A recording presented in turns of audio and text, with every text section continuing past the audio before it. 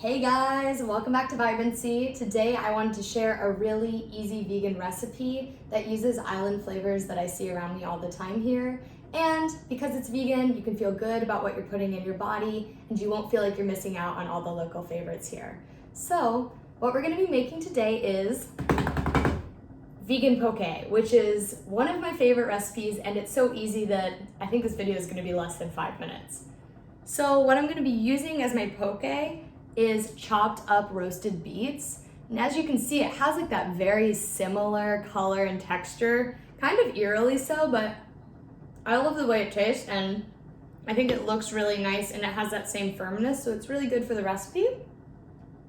So all we're gonna do, you wanna chop up your beets. I've already chopped these up because I'm making myself lunch, but I'll just pick one out that isn't chopped. Woo, we have a jumper. And I'll just show you kind of like the size that I do.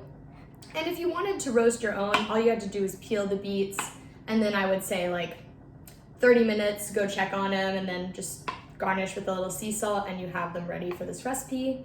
Or you could buy them in a can, or like me, you could buy them like pre-roasted and packaged in the supermarket at like Costco, but either way, as long as you get roasted beets, you're good to go.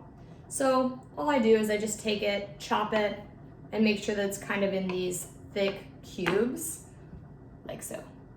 Great. So besides that, I'm just using a few simple garnishes for this recipe, and that is bean sprouts, mung bean sprouts to be specific. Look at them, so beautiful in my stained china. Secondhand stores, shout out. And I also have already pre-chopped some shishito peppers.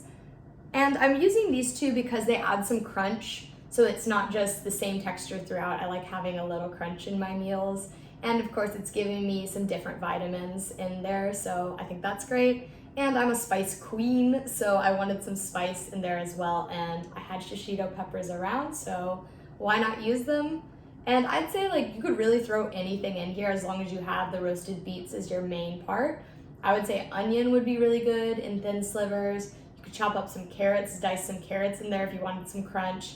Really, it's up to you, but I think this is like the way that I like it best, so I thought I'd show that. And then I just have some sushi rice left over from a different meal. So I'm just gonna literally take my roasted beets and top my beautiful creation with those. So I've topped with beets, and then I'm just going to use these, and I like to keep them whole. You could always chop them up if you don't like them being so thick on top. And then I have my shishito peppers here. So it's starting to come together. If you are on the mainland and you're able to get Trader Joe's, or if you're like me and you literally bring it back with you in a suitcase, I would top it with Trader Joe's because it has some seeds in it and it also has garlic and sea salt. But also if you want to get fancy, I have this poke seafood seasoning. I just got it from Ross. It's nothing wild, but it has seaweed, which has a really good source of iodine in it. So it's really good if you're vegan that you're getting that in your meals. It's very important to get seaweed, so I try to get that in there. And then some pepper.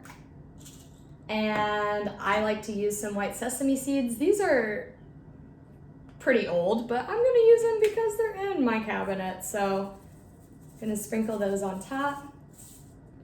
And I'm also gonna use this because you can never have enough garlic. What, baby?